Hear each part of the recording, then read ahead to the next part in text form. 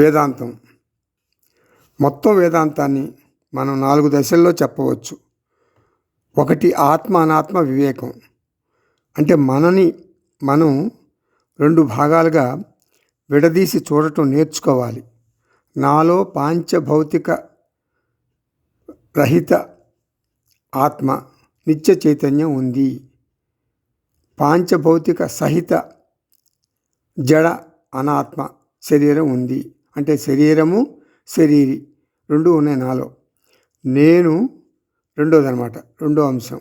నేను దేహ మనోబుద్ధులు కాదు, నేను శుద్ధ చైతన్యాన్ని. ఇది సెకండ్ స్టెప్.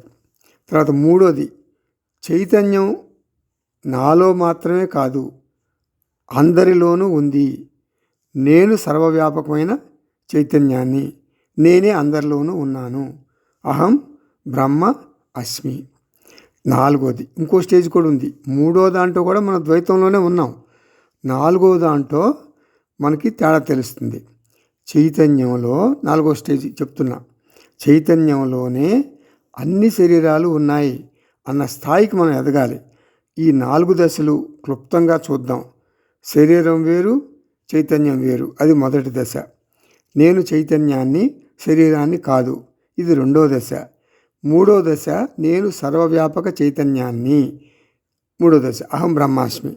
నాలుగో దశ, నాలోనే అన్ని శరీరాలు ఉన్నాయి. ఆత్మ ఆధారాన్ని ఇచ్చేది, శరీరం ఆధారపడేది. ఆత్మ ఆధారాన్ని ఇచ్చేది, శరీరం ఆధారపడేది.